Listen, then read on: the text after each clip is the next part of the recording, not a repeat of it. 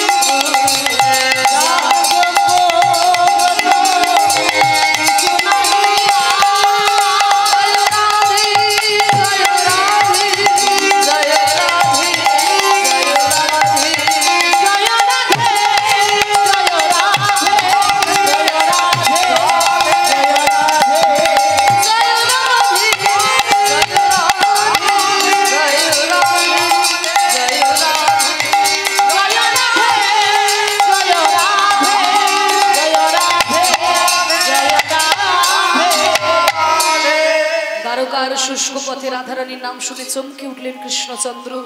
একই এই দ্বারকার শুষ্ক পথে আমার সাধন ভজনের নাম রাধা নাম কে গাইছে? কে গাইছে এই রাধা নাম? দেখুন, ভক্ত যেমন ভগবানের জন্য ব্যাকুল হয়, ভগবানও তো ভক্তের জন্য ব্যাকুল হয়। রাধারানী যেমন আজকে কৃষ্ণ বিরহে ক্রন্দন করছেন, এতদিন পরে রাধারানীর নাম শুনে কৃষ্ণচন্দ্র চমকে উঠেছেন। ওদিকে নারদ মুনি প্রবেশ করছে। বলো বলো দ্বারকাধীপতি কৃষ্ণচন্দ্র কি, দুষ্টের দমনকারী শিষ্টের পালনকারী রাজাধীরাজ কৃষ্ণচন্দ্র কি, দ্বারকাধীপতি রাজাধীরাজ কৃষ্ণচন্দ্র কি।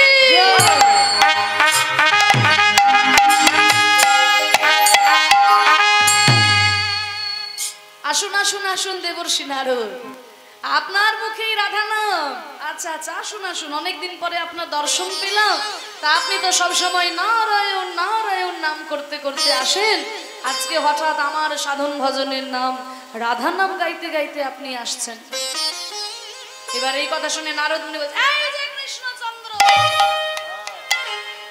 আমি হলাম মুনি ঋষি মানুষ, ভাবের ঘরের বাবাজি। ভাবের ঘরে আমি কখন নারায়ণের নাম গাইবো আর কখন রাধারানীর নাম গাইবো, তার জন্য কি তোমাকে জবাবদিহি করব? আমাদের ভারতবর্ষটা এমন, এখানে যেমন ভগবান মুনি ঋষির কাছে পুজো পায়, তেমনি মুনি ঋষির ধমকও খেতে হয় মাঝে মাঝে। দেখুন ভগবান যেমন পুজো পেয়েছে তেমনি মনে ঋষি ধমকও খেয়েছে। তুমি কি ভেবেছো তুমি একাই অবতার হয়ে এসেছো নাকি? তোমার মতো কত বড় বড় অবতার আমি দেখেছি, ভবিষ্যতে কত দেখবো না। এই কথা বলছেন, বলবো না? এই যে এত বড় কুরুক্ষেত্রে যুদ্ধ বাঁধালে, ভালোই করেছো। মাঝে মধ্যে আবার যুদ্ধ না করলেও হয় না, কারণ গীতার পাতায় ভগবান নিজেই বলেছেন, যদা যদা হি ধর্মস্য গ্লানির্ভবতি ভারত অভ্যুত্থানম অধর্মস্য তদাত্মানম সৃজাম্যহম পরিত্রাণায় সাধুনাং বিনাশায় চ দুষ্কৃতাং ধর্ম সংস্থাপনার্থায় সম্ভবামি যুগে যুগে। যখন যখন ধর্মের গ্লানি হয়, অধর্মের বিকাশ হয়ে যায়, সাধুদের রক্ষা করার জন্য, অসাধুদের বিনাশ করার জন্য যুগে যুগে আমি অবতার হয়ে জন্ম নিই। তা ভালোই করেছো, তুমি যুদ্ধ করেছো, ধর্ম প্রতিষ্ঠা করেছো, অধর্মের বিনাশ করেছো। কিন্তু আমার যেটা বলা, যে যুদ্ধ যখন হয়, যুদ্ধে কিন্তু অনেক ধার্মিক লোকের প্রাণ চলে যায়। যুদ্ধে যারা মরে যায় সবাই কি অধার্মিক হয়? অনেক তো ধার্মিক লোকও যুদ্ধে প্রাণ হারায়, তাই না? রাম রাবণের যখন যুদ্ধ হলো, রাবণের দলে সবাই কি অধার্মিক ছিল? সেখানে তো বিভীষণের পুত্র তরণী সেনও ছিল, সারা গায়ে রাম নাম লিখে এসেছিল, তবুও তাকে মরতে হয়েছিল, যেহেতু অধর্মের দলের নাম লিখিয়েছে।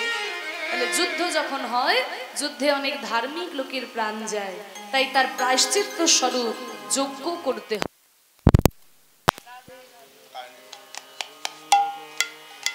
প্রায়শ্চিত্ত স্বরূপ যজ্ঞ করতে হয়। তাহলে ত্রেতা যুগে রামচন্দ্র করেছিল অশ্বমেধ যজ্ঞ। তা তুমি যে এত বড় কুরুক্ষেত্রে যুদ্ধ বাঁধালে, তুমি কি যুদ্ধ করলে? কোনো যজ্ঞ তো করলে না। বলে কেন? যুধিষ্ঠির তো করেছে রাজসূয় যজ্ঞ। আরে যুধিষ্ঠির করেছে, যুধিষ্ঠির তার ফল পাবে। আমি ভাত খেলে তোমার পেট ভরবে? ভরবে না। তাহলে আমি ভাত খেলে যেমন তোমার পেট ভরবে না, যুধিষ্ঠির যজ্ঞ করেছে, যুধিষ্ঠির ফল পাবে। তুমি কি যজ্ঞ করলে বলো? না, আমি তো কোনো যজ্ঞ করি নাই। বলে হ্যাঁ, আমার কথা যদি শোনো, তুমি একটা যজ্ঞ করো। কি যজ্ঞ করার পরামর্শ আপনি দিচ্ছেন? তবে শোনো, ত্রেতায় রামের রাজা ছিল, অশ্বমেধে যজ্ঞ করল। ত্রেতায় রামের রাজা ছিল, অশ্বমেধে যজ্ঞ করল। দান ব্রত যজ্ঞ হবে।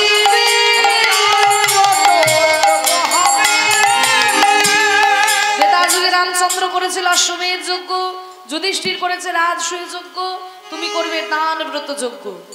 সর্বনাশ, দান ব্রত যজ্ঞের তো অনেক কঠিন নিয়ম। বলে না, কোনো কঠিন নিয়ম নেই, মাত্র 3খানা নিয়ম। আপনারাও শুনে রাখুন, চেষ্টা করলে করতে পারে। মাত্র 3টে নিয়ম। শোনো বলি হে রাজন,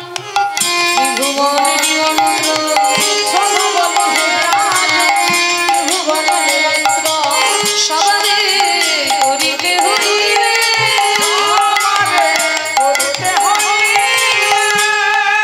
নিমন্ত্রণ করতে হবে। স্বর্গে দেবতা, মর্তের মানুষ, পাতালে নাগকুল, দৈত্যকুল, কাউকে বাদ দেওয়া যাবে না।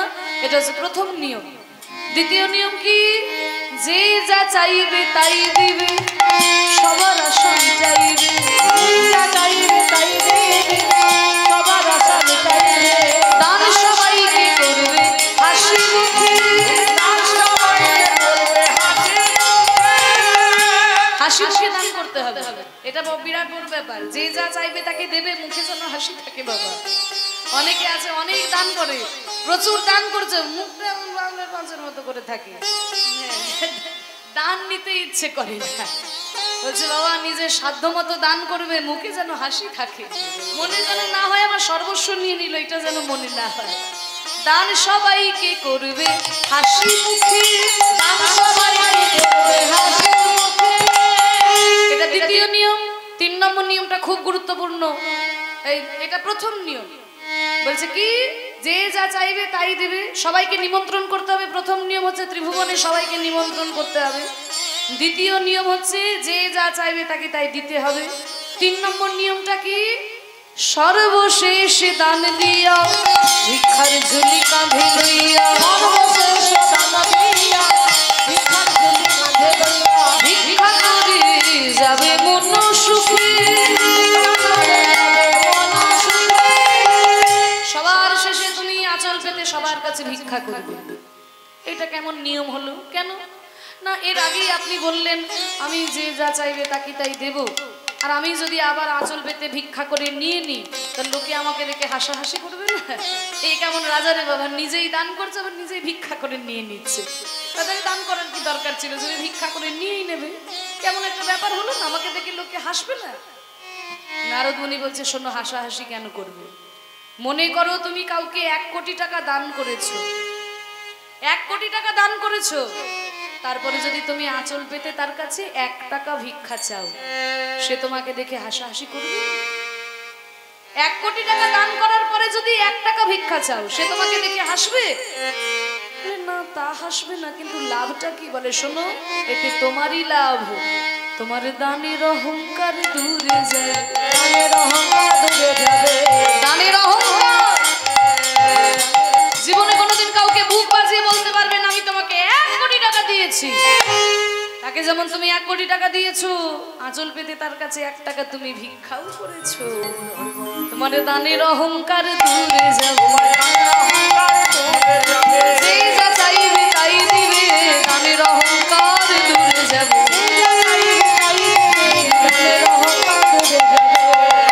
তাহলে ঠিক আছে, নিয়ম তো বুঝলাম, কিন্তু এত নিমন্ত্রণ কে করবে? নারদ মুনি বলছে, আমি থাকতে তোমার নিমন্ত্রণের চিন্তা করতে হয়? আমার মতো নিমন্ত্রণ কেউ করতে পারে? ও মাইরা, নারদের নিমন্ত্রণের নিয়মটা জানো তো? যার নামে চিঠি থাকবে তার কাছে তো যাবেই, ওটা পরের ব্যাপার। যার নামে নিমন্ত্রণ নাই তার কাছে আগে যাবে, গিয়ে জানিয়ে দিয়ে আসবে ওখানে যজ্ঞ করা হচ্ছে, তোমাকে নিমন্ত্রণ করা হয়নি। এটা হচ্ছে নারদ মুনি বলছে, আমার মতো নিমন্ত্রণ কেউ করতে পারবে না, তুমি পত্র লেখো, আমি নিমন্ত্রণ করব। নারদের কথা শুনি কহে দেবে চিন্তামণি, নিমন্ত্রণ করো গিয়ে তাই। তাহলে পত্র লিখো? হ্যাঁ লেখো। সবার প্রথমে কার নামে চিঠি? যজ্ঞেশ্বর মহাদেব। শুনে রাখুন, শিব ঠাকুরকে ছাড়া কোনো যজ্ঞ করার কথা কোনোদিন মাথাতেও আনবেন না, কারণ শিবহীন যজ্ঞ করতে গিয়ে শিবের শ্বশুর মশাই পর্যন্ত রক্ষা পায়নি, মুন্ডটা কেটে গিয়ে ছাগ মুন্ড লাগাতে হয়েছিল। দক্ষ রাজা শিবহীন যজ্ঞ করতে গেলেন, কি হলো? মুন্ডটা কেটে ছাগ মুন্ড লাগাতে হলো। শিব ঠাকুরকে ছাড়া কোনো যজ্ঞ করা যায় না, তার নামই যজ্ঞেশ্বর। তাই সবার প্রথমে শিব ঠাকুরের নামে নিমন্ত্রণ। প্রথমে শঙ্করে পরে শঙ্করী, প্রথমে শঙ্করে পরে শঙ্করী, প্রথমে শঙ্করে পরে শঙ্করী, পরে গণপতি কার্তিকে, সে যে কত জনী লক্ষ্মী বিনা পানি, কত লিখে নিজ করে, একে একে পত্র লিখে যে দিল,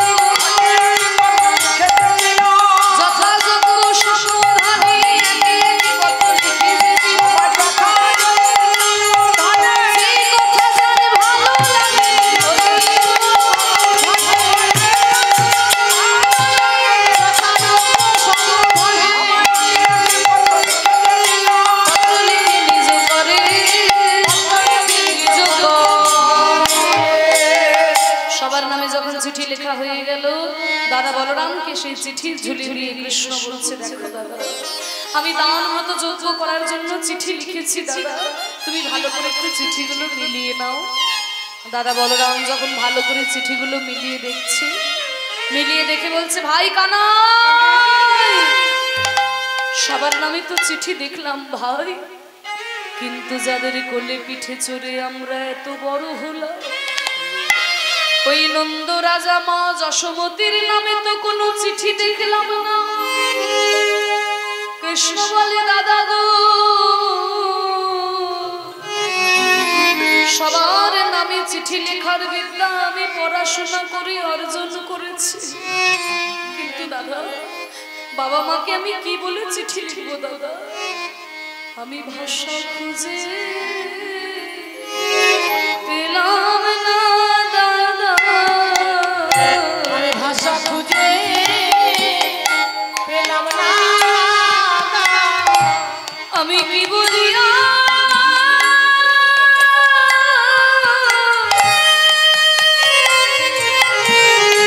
ক্ষমা চাইব? ভাষা খুঁজে পেলাম না, দাদা আমি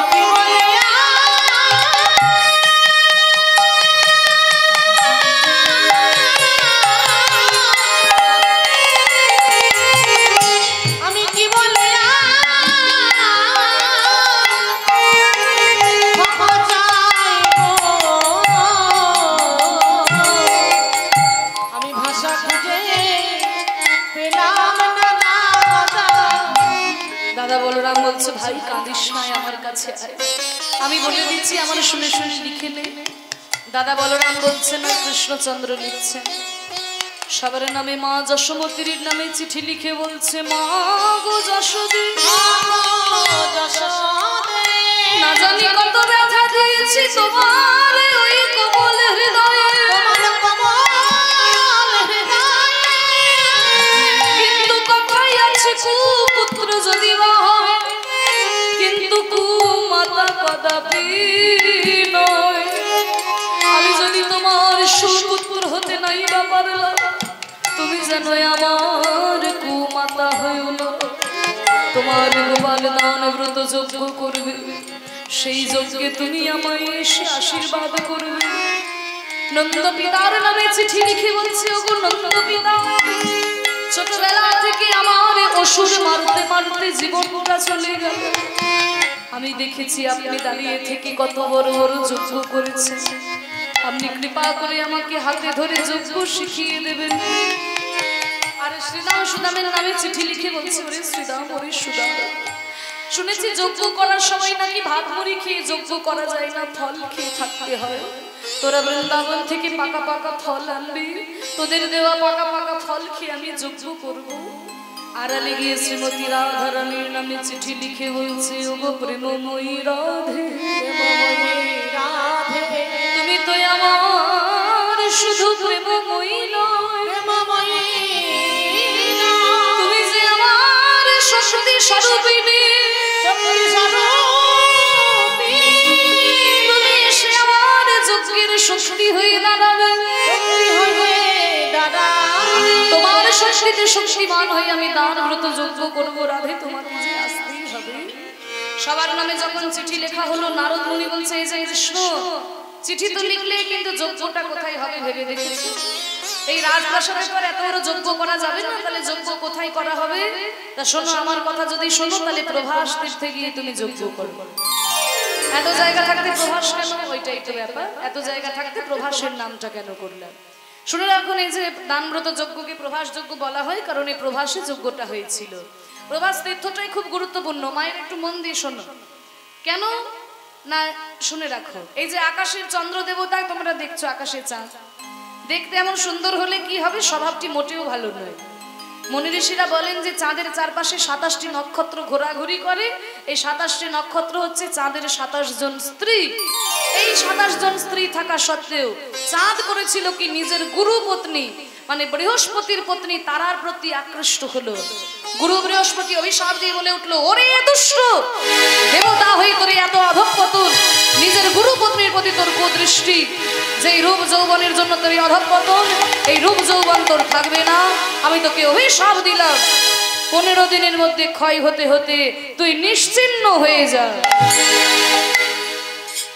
কারোর অভিশাপ লাগুক না লাগুক, গুরুর অভিশাপ আগে লেগে যায়। যেই না গুরু বৃহস্পতি অভিশাপ দিয়েছে, একটু একটু করে চাঁদ ক্ষয় হতে শুরু করেছে। একটু একটু করে ক্ষয় হতে হতে 15 দিন যখন হয়ে গেল, আর একখণ্ড চাঁদ পড়ে আছে। চাঁদের 27 জন স্ত্রী মনে মনে ভাবলো, সর্বনাশ, একটা দিন যদি হয়ে যায় চাঁদ তো নিশ্চিহ্ন হয়ে যাবে, আমরা তো সবাই মিলে বিধবা হয়ে যাব। এই বলে সবাই মিলে কাঁদতে কাঁদতে ছুটে গেল কৈলাস পর্বতে শিব ঠাকুরের কাছে। ওম নমঃ শিবায়,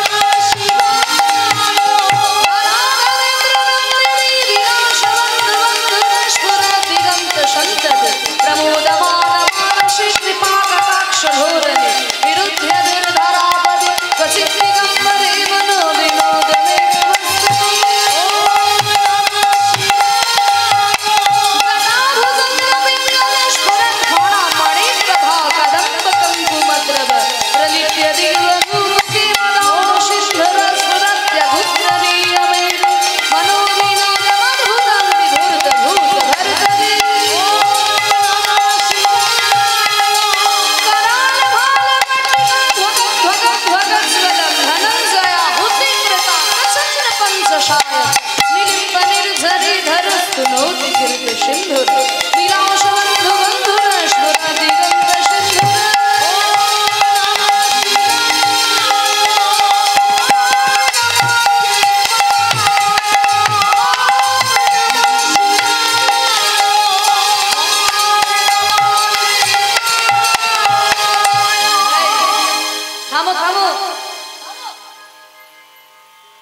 কারোর সাথে পাশে থাকবো না বলে এই কৈলাসে বরফের মধ্যে বাড়ি বানালাম। হ্যাঁ, আর এই মেয়েদের কাণ্ড দেখো, এখানে এসে কান্নাকাটি করছো কেন? এখানে আমার কাছে এসে কান্নাকাটি কেন? জামাই বাবু কোত্থেকে এসেছে চিনি না জানি না, একেবারে জামাই বাবু সম্বোধন। জামাই বাবু আপনি আমাদের চিনতে পারছেন না? চেনা দিলে তবে তো চিনবো। তাহলে চিনতে যখন পারছেন না তাহলে বলি আমরা আপনার নিকট আত্মীয়া। নিকট আত্মীয়া? এই যে দক্ষ রাজার একটি মেয়েকে তো আপনি বিবাহ করেছেন, দক্ষ রাজার মেয়ে সতীকে আপনি বিবাহ করেছেন, কিন্তু দক্ষ রাজার আরো মেয়ে আছে, তার মধ্যে আমরা এই 27 জন দক্ষ রাজারই মেয়ে। আমাদের সবার বিয়ে হয়েছে আকাশের চন্দ্র দেবতার সঙ্গে। তাহলে আমাদের দিদির সাথে আপনার বিয়ে হয়েছে, তাহলে সম্পর্কে আমরা আপনার শালিকা হচ্ছি না, আর আপনি আমাদের জামাই বাবু। বুঝতে পারছেন তো? চাঁদ আর শিব ঠাকুর সম্পর্কে কি হচ্ছে? ভাই ভাই সম্পর্ক। ও আচ্ছা, এই জন্য কেমন চেনা চেনা লাগছিল। যাক, ধমক দিয়েছি বলে কিছু মনে করো না। কি দুঃখে পড়ে এসেছো সেটা বলো, কান্নাকাটি কেন করছো? দুঃখে না পড়লে কি আর আপনার কাছে আসতাম? আরো তো কত বড় বড় দেবতা রয়েছে, সবাই কত সুন্দর দামি দামি জামা কাপড় পরে থাকে, আর আপনি ওই বাঘ চাল হরিণের চাল। সবার গলায় কত সুন্দর মণি মুক্তার মালা, হীরের মালা, আপনার গলায় সাপের মালা, হাড়ির মালা। আর যেসব নেশা ভাঙ আপনি করেন না, সবার সামনে বলছি। শোনো, ওইসব কথা রাখো, কেন এসেছো সেটা বলো। কি বলবো, লজ্জার কথা। আমাদের কোনো দোষ নেই জানেন, দোষ করেছে স্বামী, ফল ভোগ করছি আমরা। আমি খুব সহজ সরল মানুষ, এত জটিলতা বুঝি না, একটু খুলে বলো। কি বলবো, আমাদের স্বামী চন্দ্র দেবতা গুরু পত্নী তারার প্রতি আকৃষ্ট হয়েছিলেন। গুরু বৃহস্পতি অভিশাপ দিয়েছে 15 দিনের মধ্যে ক্ষয় হতে হতে চাঁদ নিশ্চিহ্ন হয়ে যাবে। 15 দিন হয়ে গেছে আর একটা দিন পড়ে আছে। এই একটা দিন যদি হয়ে যায় চাঁদ তো নিশ্চিহ্ন হয়ে যাবে, আর আমরা তো সবাই বিধবা হয়ে যাব। তাই আমরা সবাই আপনার কাছে এসেছি, আপনি যদি কোনো উপায় করতে পারেন। ও এই ব্যাপার, তোমরা একদম ঠিক জায়গাতে এসেছো। আমিও দেখবো আমার মতো জামাই বাবু থাকতে কে তোমাদের বেদবা করে। এই দেখো, এই যে একখণ্ড চাঁদ, ওই একখণ্ড চাঁদকে নিয়ে এসে আমার এই জটার মধ্যে রেখে দাও। আমার এই জটার এমন গুণ, এখানে কোনো অভিশাপ প্রবেশ করতে পারে না। আমার জটা অভিশাপ প্রুফ। তোমার জটা অভিশাপ প্রুফ। অভিশাপ প্রুফ? যেমন ওয়াটার প্রুফ ঘড়ি হয় না, বুলেট প্রুফ জ্যাকেট হয়, আমার জটা হচ্ছে অভিশাপ প্রুফ। এখানে কোনো অভিশাপ প্রবেশ করতে পারে না। তো তখন ঠিক আছে, একখণ্ড চাঁদকে নিয়ে এসে সবাই মিলে করলো কি, শিবের ওই জটার মধ্যে রেখে দিল। আর তো চাঁদ বড় হচ্ছে না, ক্ষয় হচ্ছে না, আলোও দিচ্ছে না। এবার চারিদিক তো অন্ধকার হয়ে গেছে, রাত্রেবেলা তো চারিদিক অন্ধকার। তখন ওদিকে গুরু বৃহস্পতি তো যেখানে সেখানে হোঁচট খেয়ে পড়ে যাচ্ছে।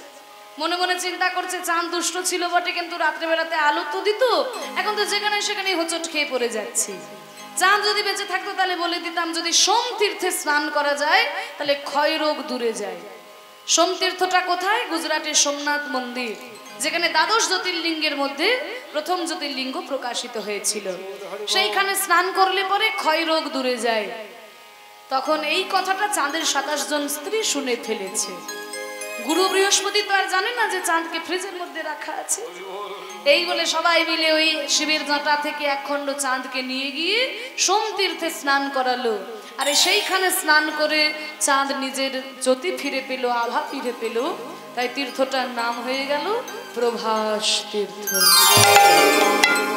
এইখানে তীর্থটাটি এমন গুণ যে ক্ষয় রোগ দূরে চলে যায়, ত্রুটি বিচ্যুতি তোমার যজ্ঞেরও যত থাকবে সবই দূরে যাবে কৃষ্ণ। তাই সমস্ত চিঠির মধ্যে প্রভাসের নাম লেখা হলো। আর সেই চিঠির ঝুলি নিয়ে নিমন্ত্রণ পত্র লইয়া নারদ চলিল।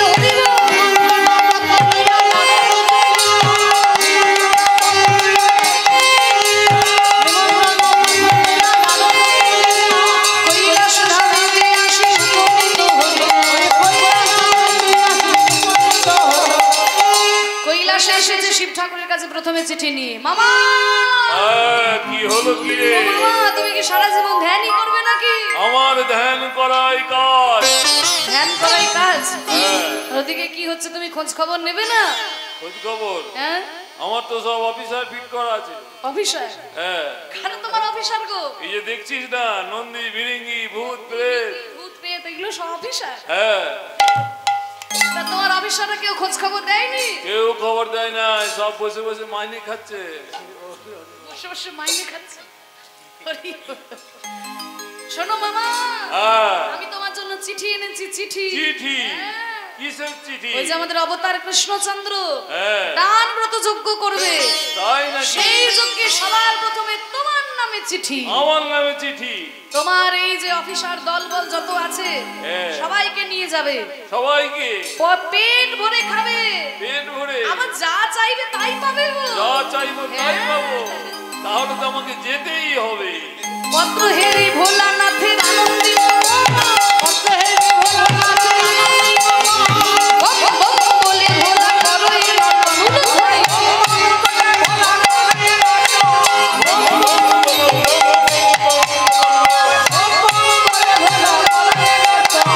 রতন ধরি নিমন্ত্রণ পত্র পেয়ে আনন্দ ধরি বলে ভোলা করই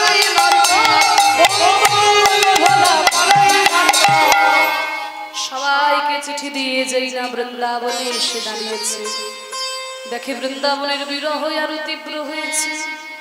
শ্রীরাম সখা পটেতে আঁকা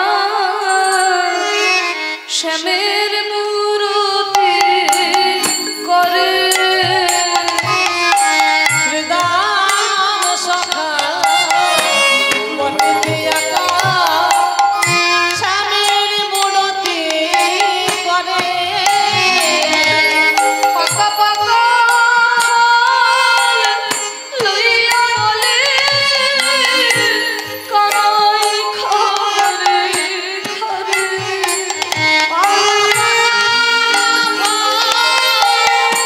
লইয়া বলে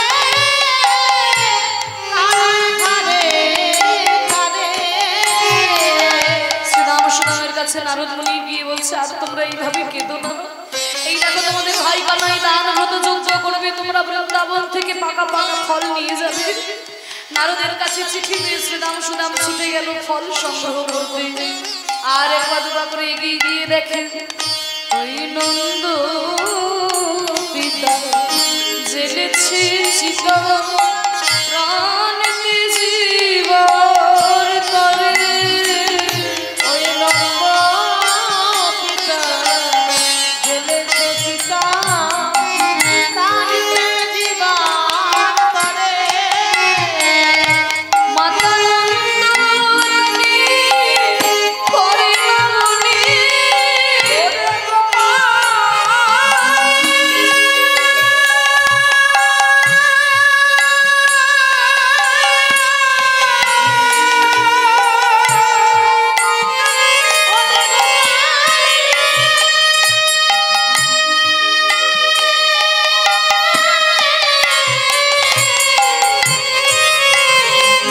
ওরে আমার প্রাণে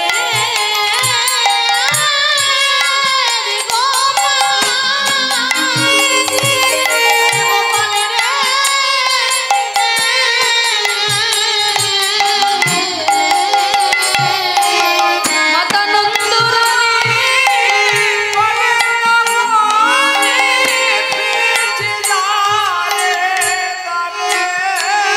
নারদমণি এসে বলছে, মা কি আমার গোপাল এসেছে, আমার গোপাল। আমি তোমার গোপাল নই মা, আমি নারদমণি, তুমি কি চোখে দেখতে পাচ্ছ না মা? ও নারদ, যেদিন থেকে আমার গোপাল আমায় ছেড়ে বিদায় নিয়েছে, আমার চোখের দৃষ্টিও যে আমায় ছেড়ে বিদায় নিয়েছে। মা গো, তোমার গোপালের লেখা চিঠি তুমি চোখে বুলিয়ে নাও মা, তুমি দেখতে পাবে। গোপালের লেখা চিঠি যেই চোখে বুলিয়ে নিয়েছেন মা যশোমতী, এই তো আমি দেখতে পাচ্ছি নারদ, আমার গোপাল দান ব্রত যজ্ঞ করবে। সেই যজ্ঞে আমি তাকে গিয়ে আশীর্বাদ করব, তাহলে তো আমাকে যেতেই হবে। আমার হাতের ক্ষীরসর নবনী খেতে গোপাল বড় ভালোবাসে জানো, ছুটে গেল মা যশোমতী ক্ষীরসর নবনীত তৈরি করতে। নন্দপিতার কাছে গিয়ে বলছে, নন্দপিতা, এই যে আপনি চিতা সাজিয়েছেন ভেঙে ফেলুন। এই দেখুন আপনার গোপাল দান ব্রত যজ্ঞ করবে, সেই যজ্ঞ আপনি হাতে ধরে শিখিয়ে দেবেন, তাহলে তো আমাকে মরলে চলবে না। ওরে তোরা কি কোথায় আছিস? মণিমুক্তার হার নিয়ে আয়, আমার গোপালকে আমি রাজা সাজাবো। সবার কাছে চিঠি দিয়ে যেই না রাধারানীর কুঞ্জে গেছে, দেখে কিনা রাধারানীর বিরহ আরো তীব্র হয়েছে।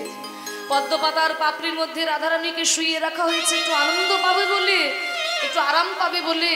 আর ওই পদ্মপাতার পাপড়িগুলো শরীরের এত উত্তাপ শুকিয়ে কাঠ হয়ে গেছে। নারদ মুনি বলছে, রাধে আর তুমি এইভাবে কেঁদো না। এই দেখো আমি তোমার প্রাণবধূর চিঠি এনেছি, তোমার প্রাণনাথ দান ব্রত যজ্ঞ করবে, সেই যজ্ঞে তোমার নিমন্ত্রণ, তুমি তার শক্তি হয়ে দাঁড়াবে। নারদের কাছে চিঠি পেয়ে রাধারানীর মনে আরে আনন্দ ধরে না। ললিতা বিশাখাকে ডেকে বলছে, ওরে ললিতাই, ওরে বিশাখা, এতদিনে বুঝি বিধাতায় আমার দিকে মুখ তুলে চাইল সখী। এই দেখ আমার প্রাণবধূ চিঠি পাঠিয়েছে, আমি দান ব্রত যজ্ঞে যাব, আমার প্রাণবধূর যজ্ঞে আমি যাব। দে না তোরা আমাকে একটু ভালো করে সাজিয়ে দে না রে সখী।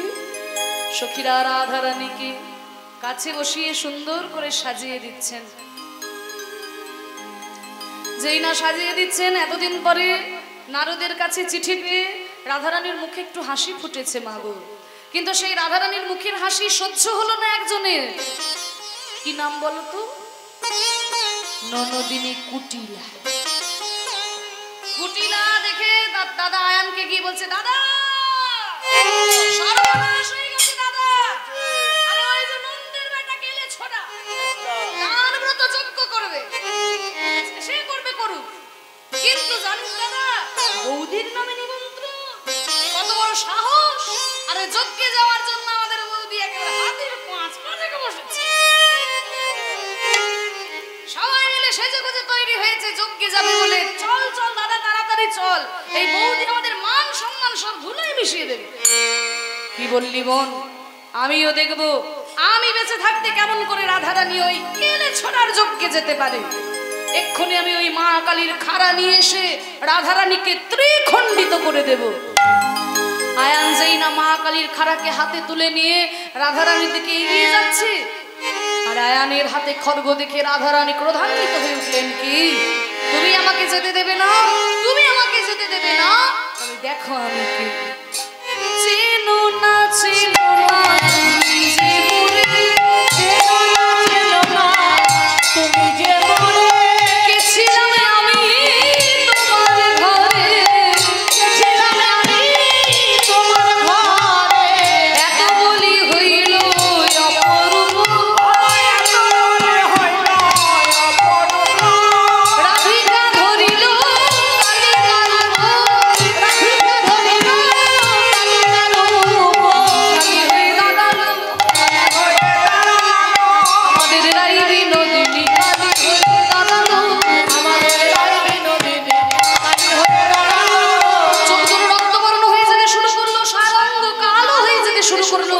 কালী মূর্তি ধারণ করে যেই রাধারানী দাঁড়ালেন, দেখিয়া আয়ান পদতলে, দেখিয়া আয়ান পদতলে, জয় জয় কালী জয় কালী বলে, জয় কালী জয় কালী বলে, আমি চিনতে পারি না, আমি চিনতে পারি না, চিনতে পারি না, চিনতে পারি না, ধরণী রূপে ও জননী চিনতে পারি না, ধরণী রূপে ও জননী চিনতে পারি না।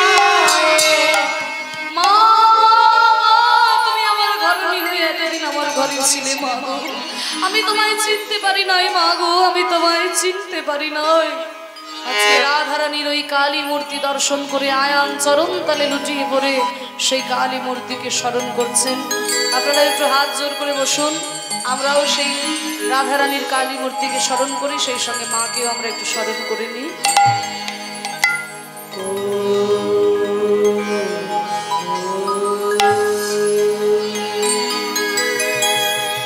ত্বং স্বাহা ত্বং স্বধা ত্বং হিব শশকারস্বরাদ্রিকা সুধাবন শরে নিদে ত্রি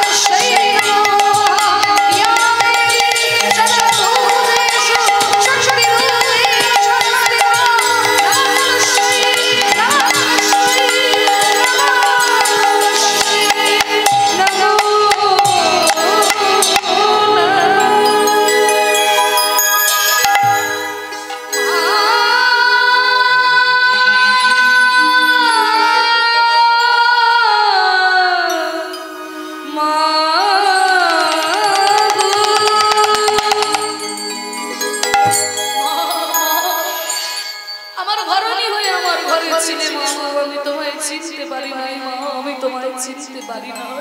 তুমি কৃষ্ণ দর্শনে যাবে মা গো, তুমি কৃষ্ণ দর্শনে যাও। আর এই অধমের হয়ে দুটো কথা তুমি কৃষ্ণের চরণে জানিয়ে দিও। কুটিলাকে সঙ্গে নিয়ে আয়ান চলে গেলেন। রাধারানীর এই রূপ দেখে ললিতা বিশাখার তো মাথায় হাত, সর্বনাশ রাধে আয়ান কেন, আমরাও তো কোনোদিন তোর এই রূপ দেখি নাই। বেশ সখী, এবার আমাকে ভালো করে সাজিয়ে দে, আমি কৃষ্ণ দর্শনে যাব। আমি গরব গরব করে বলবো আমি কৃষ্ণ কলঙ্কিনী, আমার স্বামীর অনুমতি নিয়ে আমি কৃষ্ণ দর্শনে যাব। সুন্দর করে সখীরা রাধারানীকে সাজিয়ে দিয়েছেন। রাধারানী গোবিন্দের জন্য কি নেবেন? সখীর স্বামী বিনোদিনী যুক্তি করিয়া বিনা সুতোর মালা গাঁথে হর্ষিত হইয়া নিজের হাতে বিনা সুতোর মালা গেঁথে আজকে চলেছেন। নিমন্ত্রণ পত্র পাইয়া ব্রজবাসী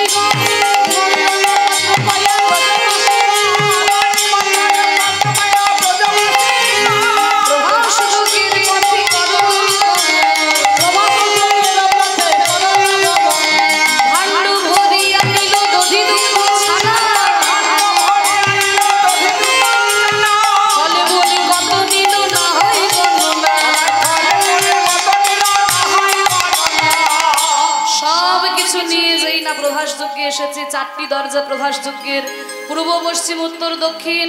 একদিকের দরজা দিয়ে শ্রীরাম সুদামের কাছে পাকা পাকা ফল নিচ্ছেন কৃষ্ণচন্দ্র। আরেক দিকের দরজা দিয়ে মা যশোমতী যখন প্রবেশ করেছে, মা মা বলে গোপাল গিয়ে যশোমতীর চরণে প্রণাম করেছে। মাকে মনে পড়ে না গোপাল বাবা, মাকে মনে পড়ে না। কোলের উপরে বসিয়ে কত আদর করছে, কত চুম্বন করছেন মা যশোমতী। নিজের হাতে তৈরি করা ক্ষীরসর নবনী যেই না বদনে দিতে যাবে, দেবকী এসে বলছে এই যে যশোদা, আমার ছেলে গোপালকে তুমি কোল থেকে নামিয়ে দাও। গোপালকে ছানা মাখন খাওয়াতে হলে আমি খাওয়াবো, আমি গোপালের মা। আমি গোপালকে নিজের স্তন পান করিয়ে বড় করে তুললাম, আর আজকে গোপাল তোমার ছেলে হয়ে গেল। শোনো, কাকের বাসায় কোকিলের বাচ্চা বড় হয়, তাই বলে কি কাক কখনো কোকিলের মা হয়ে যায় নাকি? এ কেমন কথা গোপাল, তুই বল বাবা, আমি তোর মা নই বাবা, আমি তোর মা নই। গোপাল বলেছে বিপদ, যশোদাও আমার মা, দেবকীও আমার মা, আমি কোন দিকে যাই?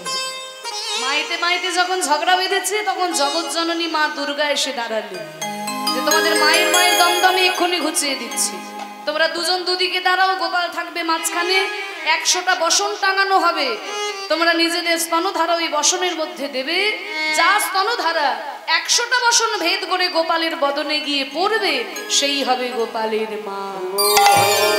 শতেক বসন টাঙা হইবে, কার তলায় গোপাল জানা সে যাবে।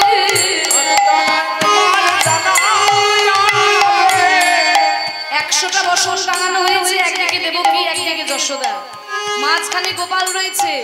অহংকার করে যখন দেবকী নিজের স্তনধারা বসনের মধ্যে দিল, মাগো 100টা বসন তো দূরের কথা, একটা বসনও ভেদ করলো না।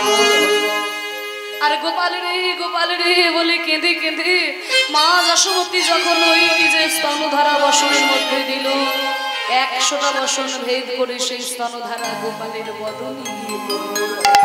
প্রমাণ হয়ে গেল যশোদাই গোপালের মা। দৈবকীর স্তন গোবিন্দ পান করেনি, কেন জানো? কারণ এই দৈবকী ছিল পূর্ব জন্মে কইকেয়ী। রামচন্দ্রের মা হচ্ছে কৌশল্যা, ভরতের মা হলো কইকেয়ী।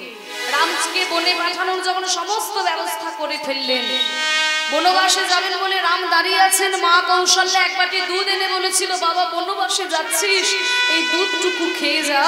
আর কইকেয়ী ছুটে এসে রামের মুখের সামনে থেকে দুধের বাটিকে মাটিতে না, দুধ খেয়ে যাওয়া যাবে না, অনাহারে বনবাসে যেতে হবে, অনাহারে। 14 বছর বনবাস করে যখন রামচন্দ্র ফিরে এলেন, কইকেয়ীর চরণে প্রণাম করে বলছে, মা গো তুমি আমাকে বনে পাঠিয়েছিলে, তাই আমি তোমার কাছে কৃতজ্ঞ মা, আমি তোমাকে প্রণাম জানাই। কারণ তুমি আমাকে বনে পাঠিয়েছিলে বলে 14টা বছর বনে বনে ঘুরে আমি অভিজ্ঞতা সঞ্চয় করেছি।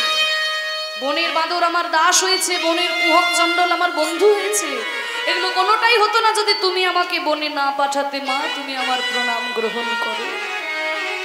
কি বললি বাবা রাম? আমি তোকে শত্রুতা করে বনে পাঠালাম আর তুই আমাকে সম্মান জানালি বাবা। ওরে পরের জন্মে যেন তুই আমার পেটের ছেলে হয়ে জন্ম নিস বাবা। এই জন্মে শুধু তোর সঙ্গে শত্রুতা করে গেলাম, তোকে ভালোবাসতে পারলাম না। আমার পেটের ছেলে হয়ে জন্ম নিলে আমি তোকে ভালোবাসতে পারবো। তাই হবে মা, আগামী দাপর যুগে যখন আমি কৃষ্ণ অবতার হয়ে যাব, তুমি হবে দৈবকী, তোমার গর্ভেই আমি জন্ম নেব মা গো, কিন্তু তোমার স্তন আমি পান করব না।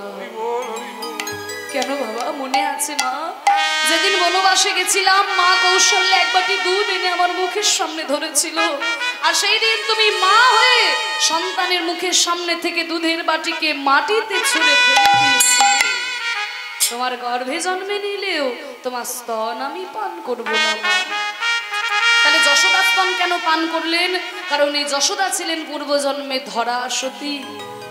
যেই ধরা মা, সংসারে তার এত দারিদ্রতা, আর ওদিকে নারায়ণ এলেন অতিথি হয়ে পরীক্ষা করার জন্য। অতিথি সেবা দেবে কি দিয়ে? গ্রামে গ্রামে ভিক্ষা করতে গেল, কেউ ভিক্ষা দিচ্ছে না, নারায়ণ পরীক্ষা করছে। একজন মুদির দোকানের কাছে গেল ভিক্ষা চাইতে, মুদির দোকানি বলল কোনো কিছু বন্ধক না দিলে পরে ভিক্ষা দিতে পারবে না। ধরা মা কি বন্ধক দেবে? সংসারে তার বন্ধক দেবার মতো কিছু না। তখন ধরা মা করেছিল কি জানো? ওই দোকানির কাছে একটা যন্ত্র নিয়ে নিজের স্তনকে কর্তন করে সেই স্তনকে বন্ধক দিয়ে তার বিনিময়ে চাল ডাল নিয়ে গিয়ে নারায়ণের সেবা দিয়েছে। নারায়ণ বলল মা গো, তোমার মতো ভক্ত আমি দেখি নাই মা, আমার সেবা দেওয়ার জন্য তুমি তোমার স্তন কর্তন করেছো মা গো। তাই আগামী দাপর যুগে যখন আমি কৃষ্ণ অবতার হয়ে যাব, সেদিন তুমি হবে যশোদা, আর সেদিন আমি তোমার স্তন পান করে তোমার স্তনের যন্ত্রণা আমি দূর করে দেব। নিতাই গৌর হরি বল। তা সেই ধরা সতী মা যশোদা হয়ে এসেছেন, তাই তো গোপাল যশোদা স্তন পান করলেন, দৈবকী স্তন গোপাল পান করেননি। প্রমাণ হয়ে গেল যশোদাই গোপালের মা। ওদিকে রাধারানী সখীদের সঙ্গে নিয়ে যখন প্রবেশ করেছেন আর কৃষ্ণচন্দ্র যজ্ঞে বসেছেন,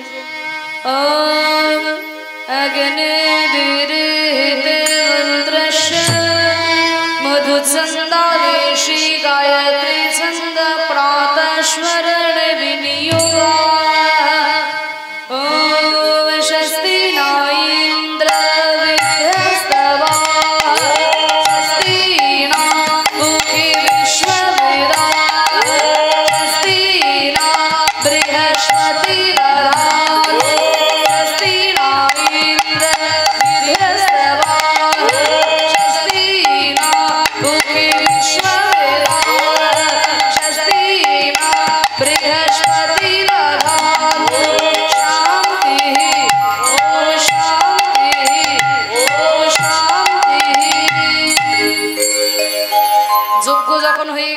সখীদের সঙ্গে নিয়ে রাধারানী যখন প্রবেশ করেছেন, আর রাধারানী প্রবেশ করে কৃষ্ণচন্দ্রকে দেখে ঘোমটা দিয়ে মুখ আড়াল করে দিলেন। ওরে সখী, ওকে আমার চোখের সামনে থেকে চলে যেতে বল, ওকে চলে যেতে বল।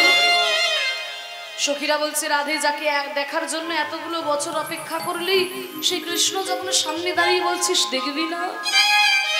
রাধারানী বলছে, সখী, আমি যাকে ভালোবেসেছি সে যে রাখাল কৃষ্ণ, আর আমার সামনে দাঁড়িয়ে আছে রাজা কৃষ্ণ। আমি রাখাল কৃষ্ণকে ভালোবেসেছি রে সখী, আমি রাজা কৃষ্ণকে দর্শন করব না। কৃষ্ণচন্দ্র মনে মনে ভাবলেন, এই দান ব্রত যজ্ঞে যে যা চায় তাকে তাই দিতে হয়। রাধারানী আর কিছু চায় না, শুধু দর্শন করতে চায়। আমি যদি তাকে দর্শনটুকু দিতে না পারি, আমার যে যজ্ঞ বিফল হবে। তাই মা যোগমায়াকে স্মরণ করে বললেন, মা গো, বৃন্দাবনের সমস্ত লীলায় তুমি আমার সহায় হয়েছ, মা আজও তুমি আমার সহায় হও, আমাকে তুমি রাখাল রাজা সাজিয়ে দাও। মা যশোমতী গোবিন্দকে রাখাল রাজা সাজিয়ে দিলেন। আর ওই রাখাল রাজা বেশ ধরে যখন গোবিন্দ দর্শন দাঁড়িয়েছেন রাধারানীর সামনে, রাধারানী বলছে, এই তো বধূ, আর দূরে দাঁড়িয়ে কেন বধূ, এসো আমার হৃদয়ে এসো। সখীরা সকলে নিয়ে গিয়ে প্রাণ ভরে রাধারানীকে গোবিন্দের বামে দাঁড় করালেন। প্রাণ ভরে সেই যুগল দর্শন করছেন। নারদ মুনিও প্রাণ ভরে সেই যুগল দর্শন করছেন। আহা যোগ মায়া শরী হরি রচি বৃন্দাবন, রাধারে দর্শন দিল যা চাইল তাই দিল সবার সঙ্গাইল প্রভাসযোগ্য সম্পূর্ণ হইল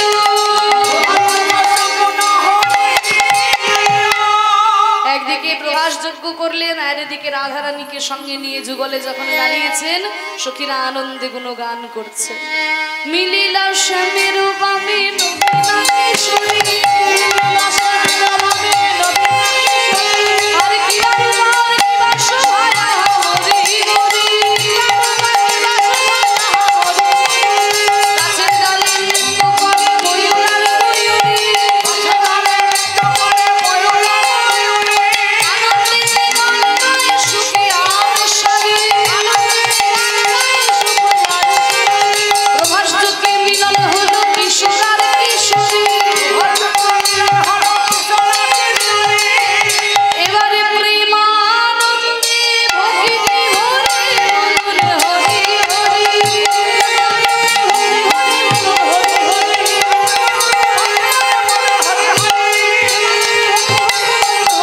নিতাই গৌর হরি বল হরি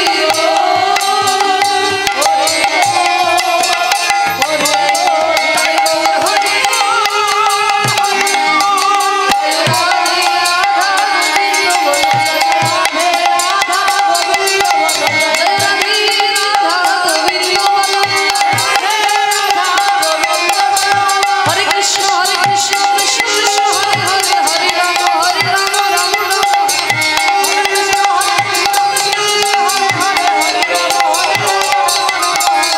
হরে কৃষ্ণ কৃষ্ণ কৃষ্ণ হরে হরে হরে রাম রাম রাম হরে